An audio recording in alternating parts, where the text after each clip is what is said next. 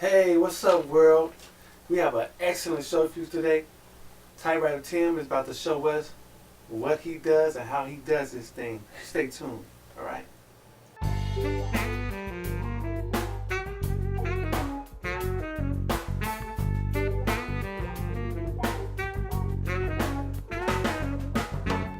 All right, welcome to the Bill and Frantz Show. I'm Bill, this is Franz, and our special guest is Typewriter Tim.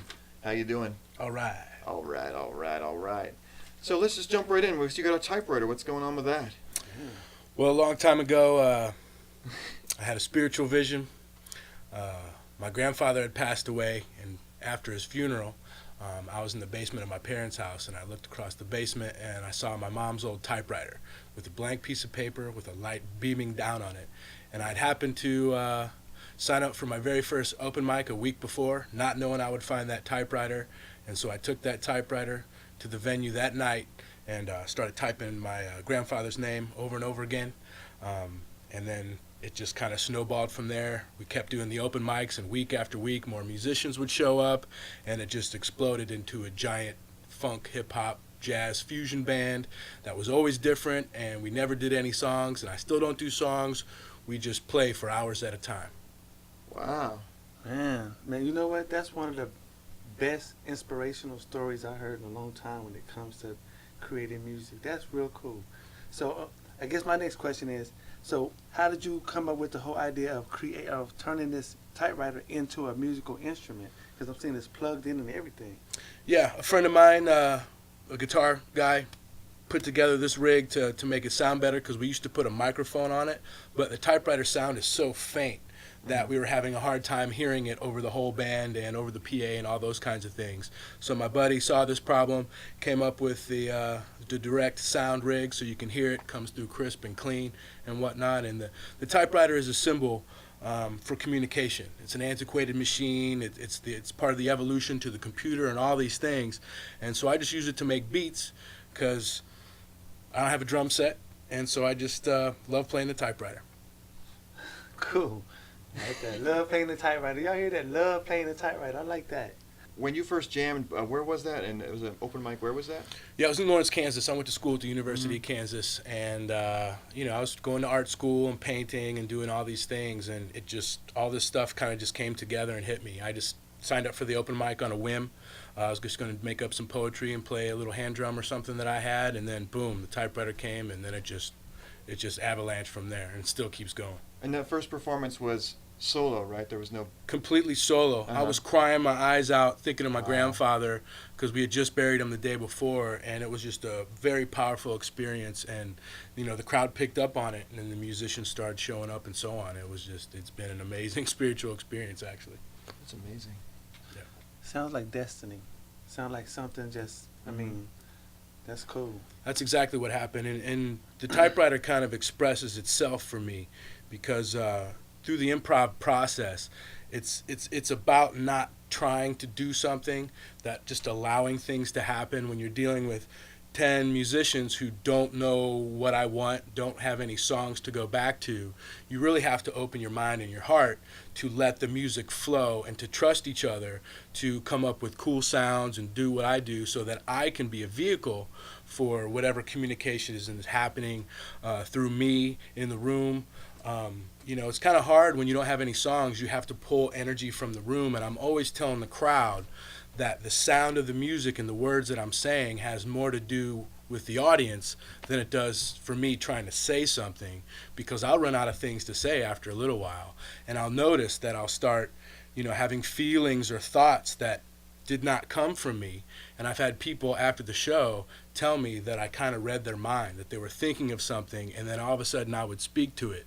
And that's when it starts to get a little kind of strange or creepy or whatever. But that's kind of the beauty of it. When we go into a show, anything can happen, sound-wise, musical-wise. It's a fascinating experience, and this is why I do it. I don't do it for money or these kinds of things. I do it for personal expression, but honestly, I do it to see what the musicians come up with and what the energy of the room comes up with and how I deal with it and what I say through that process. Certainly makes sense that you say it represents and literally is an instrument of communication. Absolutely. So it's a communication, not just writing the traditional way, but also interaction between peoples and everything like that. Right. Yeah, and it's not like a computer. It doesn't hold information. It's just a vehicle for the thought or whatever, whoever's writing at the time. It just types what it does. And that's kind of how I look at myself. I'm not, trying to say anything. I'm actually just a vehicle for the energy in the room. Great. Yeah, I like that. I like that whole statement, man. Communication specialist. That's right. All right. Well, you think we should hear a song? Let's do it. Yeah. All right, so who we're going to work with here? We're going to work with Nature Boy from the band Person X, who's a constant collaborator of mine. He's an awesome dude, and he's here with his son, and we're going to have some fun. All right, let's bring him on. 1, 2, 1, 2, 3, and.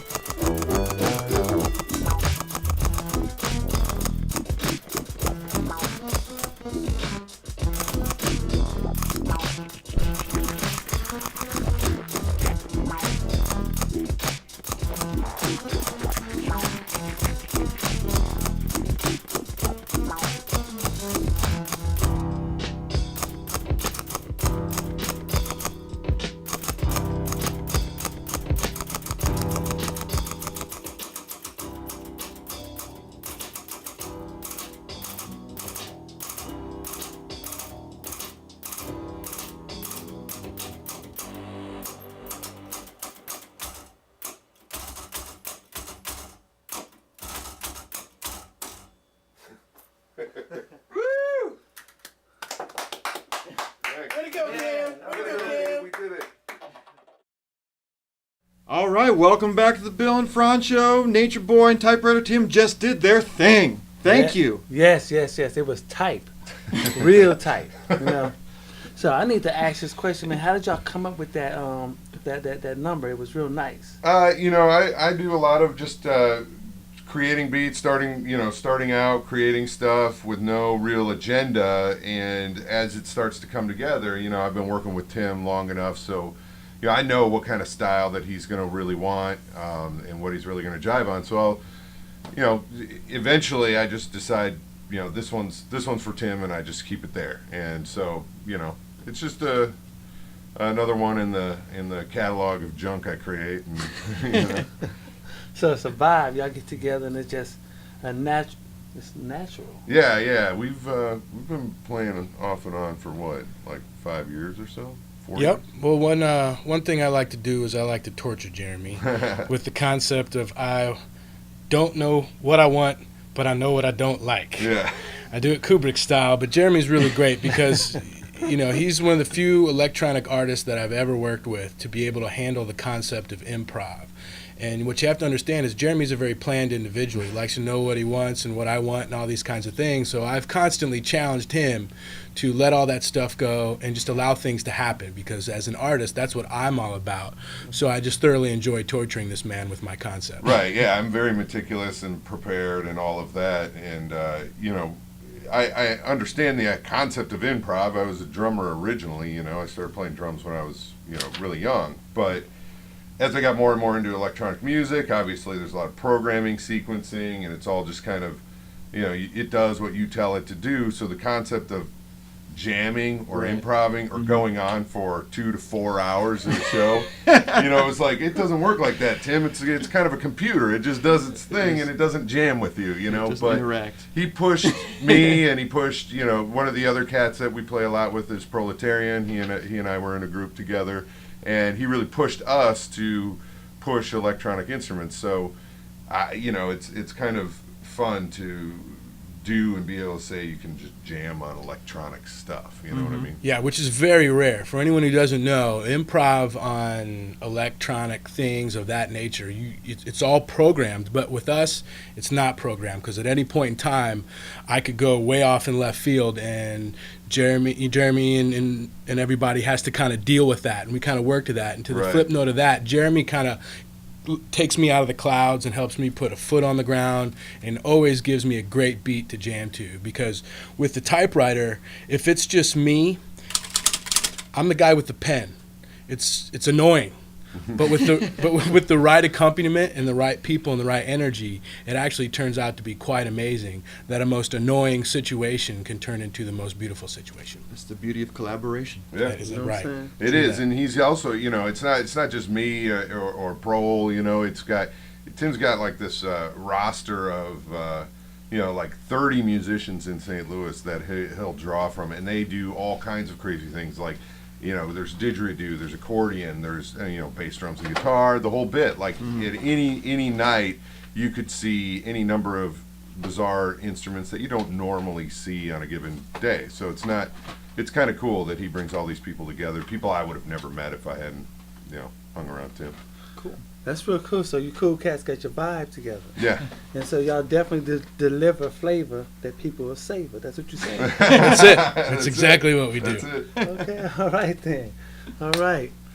All right, well, you guys have either a website or anything like that we can check out? Most people find me on Facebook. No. That's how everything happens these days. I don't even have a website That's anymore. what Bill and Frantz Show is. Hey. That's it.